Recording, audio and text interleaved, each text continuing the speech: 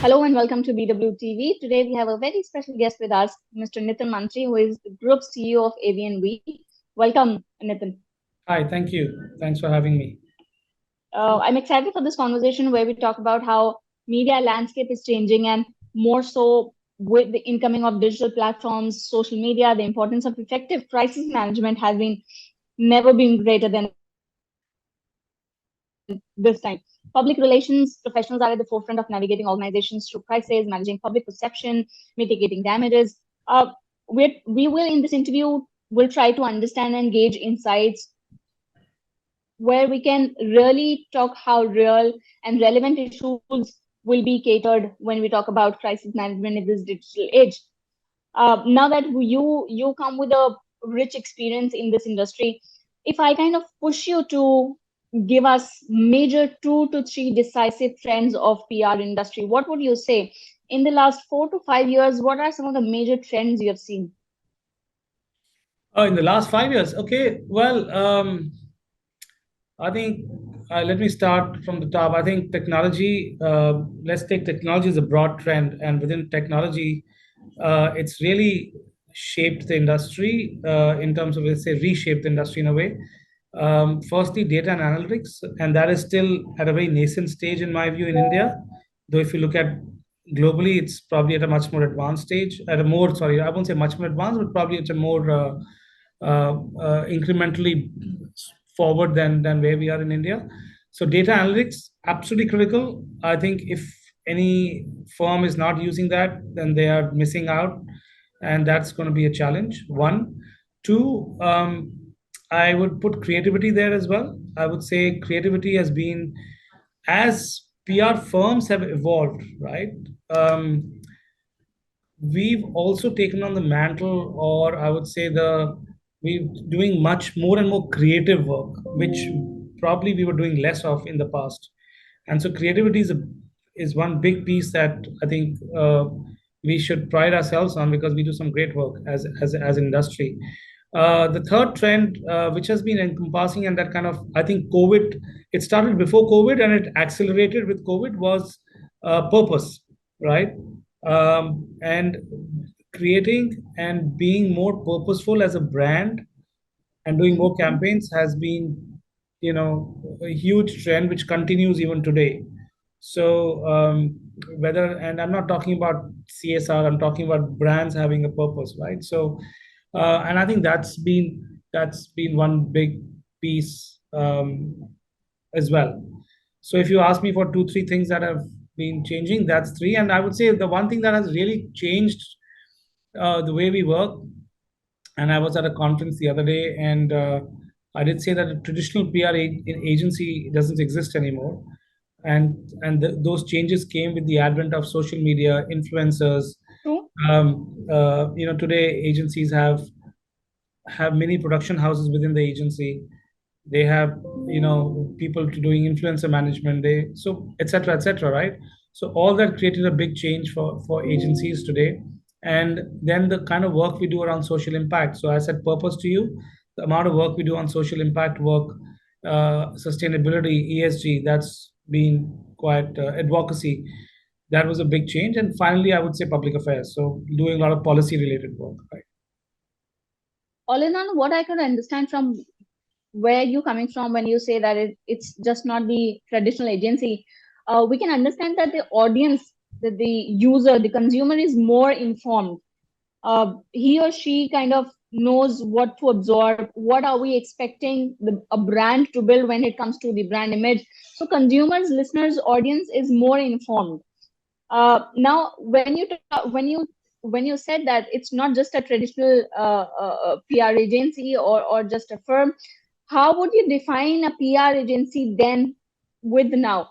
If I kind of push you to give us a major differentiator, if I would ask you what would be a traditional PR agency look like, and what would be a new gen PR agency, so to say, look like? Traditional, when I say traditional, when I joined the industry, 90% of our work was really media relations, right? 20, Um, 20 years 20 years back, how many years when you joined? you started? Maybe close to 27, 28 years back. Mm-hmm. I have a lot of gray hair, as you can see. So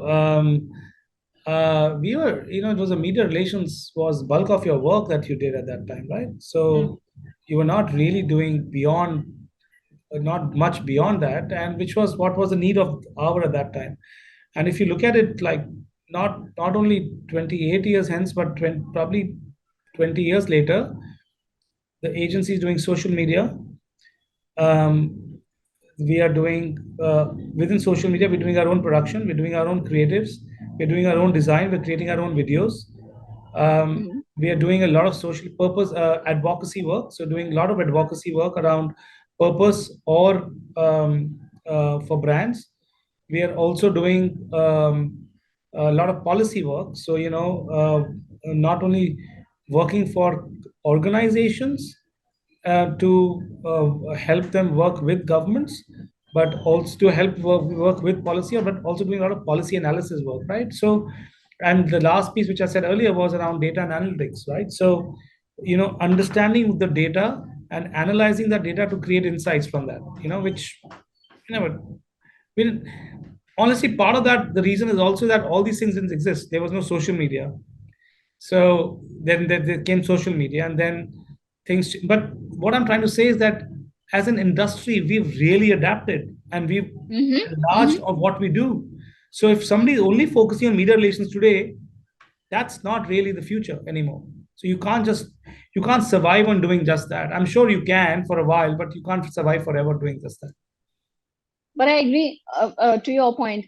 When we talk about media relations, not just that, we also talk about storytelling. We talk about how creating or sending messages across the channels. What are the kinds of strategies we use in terms of disseminating information across the channels. But when it comes to relationships, what would be your one piece of advice to kind of culminate a very prosperous relationship when it comes to media relations? What has been your experience like? Um, so one, let me start by saying that you can't take away the power of relationships ever, right? You can use technology to enhance that True. relationship, right? But you can't take away the power of relationships.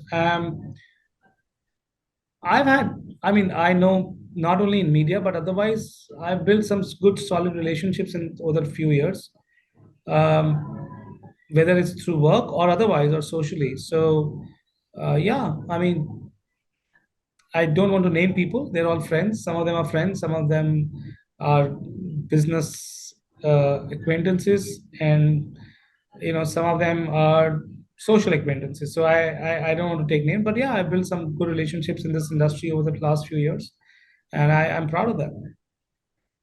Being worked with I mean in the sectors like public affairs or in some cases for government, how have you seen a kind of a set of problems or challenges when it comes to online reputation?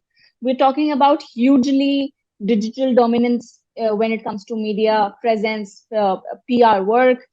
How would you suggest, or what can be some of these strategies that you would like to put forward when it comes to managing their online reputation, and if in case there would be a crisis? So So yes, so today the crisis starts online, right? So it doesn't wait Yeah. for anything, it doesn't wait for a comment from you. It can start from a consumer, it can start from a partner, a stakeholder, an employee. It can start from anywhere, right?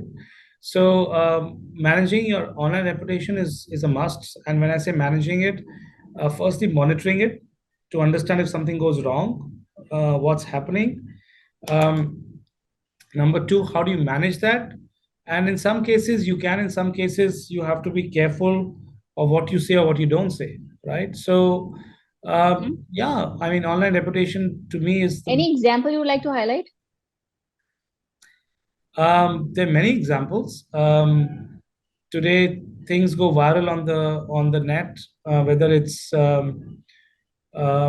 so there was I don't want to name brands, but there was a brand we worked with. At some point, there was an issue with the food. and somebody posted something around the food on online, and it just went viral because he or she tagged some people around it, right? And that just went viral at some point, and then we had to work behind the scenes, work online and offline with influencers, Yep. get a story out, get a narrative out, and also at the same time work with uh, partners and customers behind the scenes to make sure that Nitin, what is the most crucial thing when it comes to crisis management for a brand to focus on? be honest, be honest,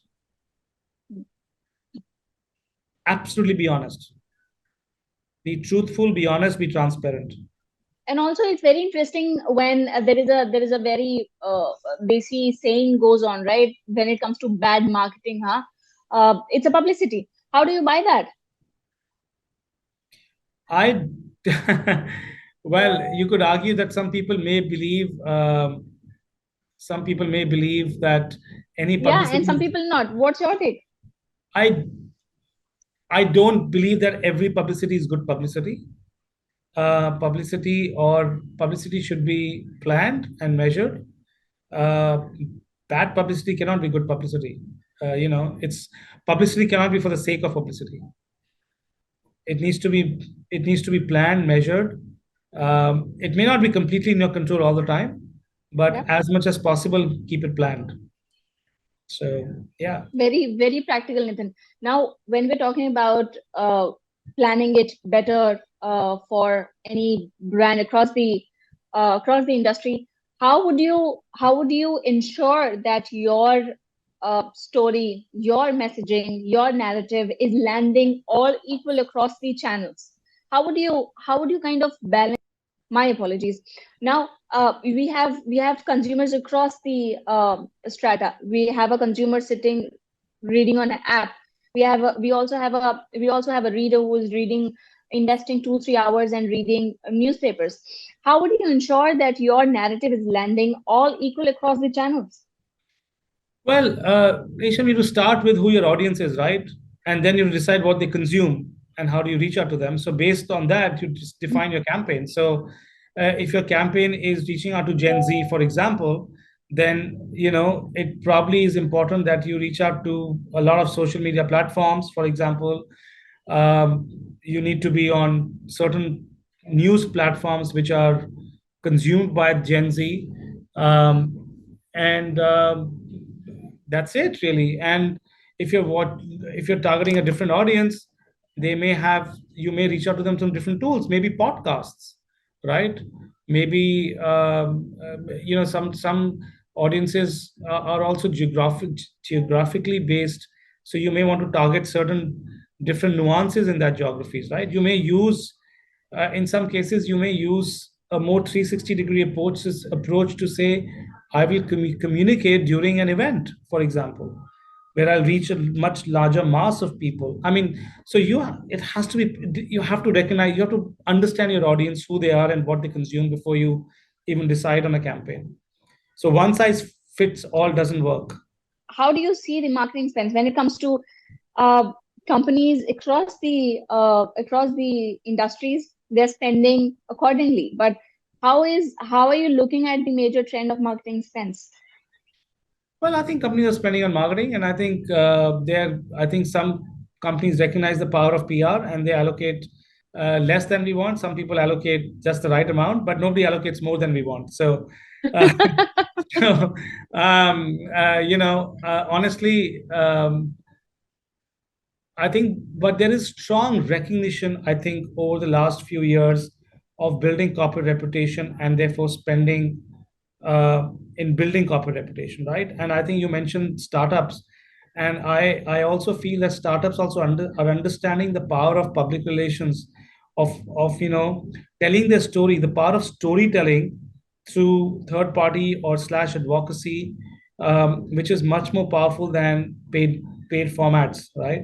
So probably more, in a way, more cost effective to more powerful.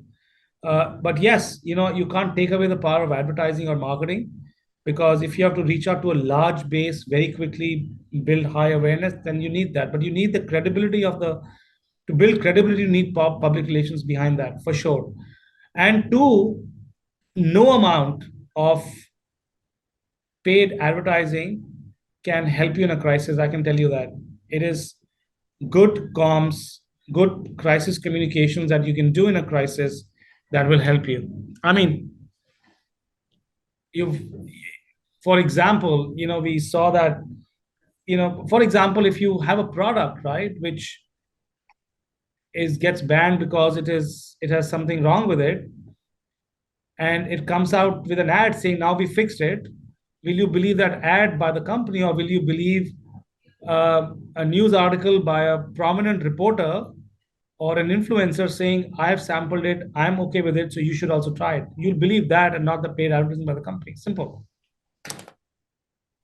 So when you're building proper reputation, when you're building goodwill, when you're building managing a crisis, comms is the most powerful tool.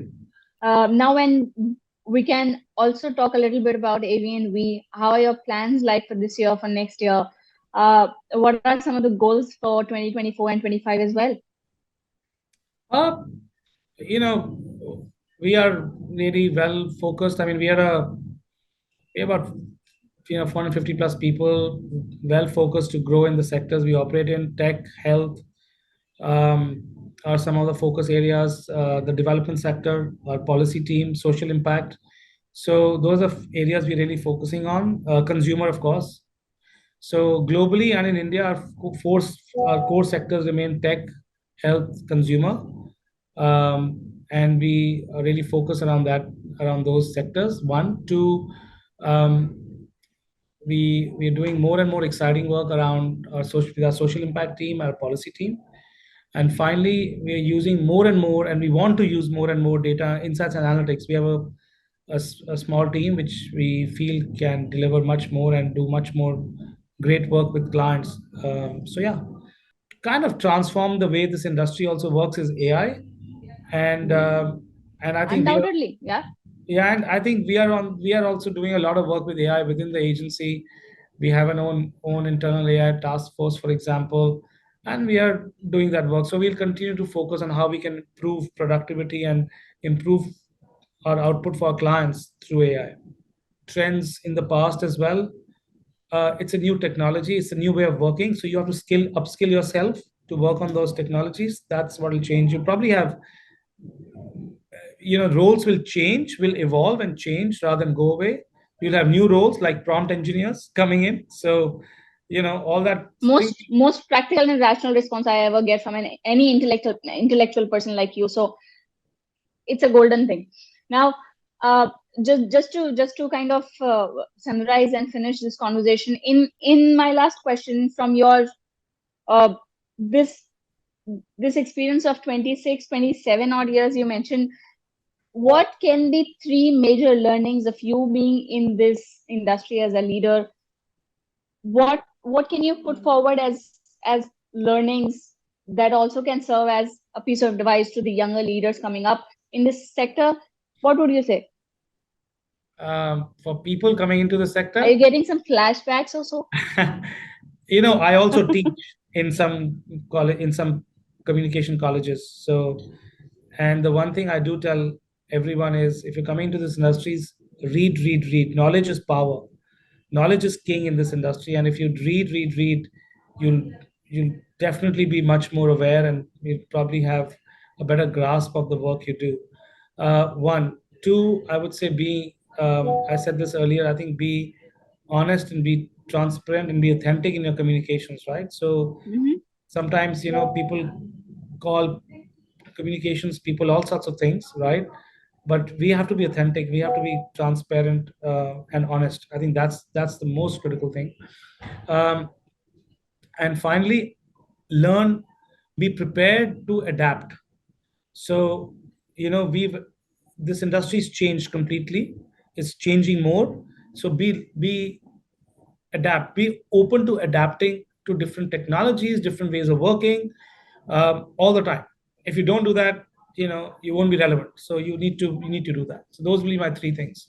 Very, very fruitful, and I really enjoyed. And this was a very practical and lively conversation. Thank you so much, Nitin, for making time for this. We will talk Thanks. often and more. We also plan to meet sometime soon. Happy to do that. Thank you, Resham. Perfect, perfect. Thanks, Thank Nathan. you. Now we also connected on WhatsApp, so I'll keep bothering you. All right, no problem. Anytime. Perfect. Take care. Bye. Take care. Bye. Thank you.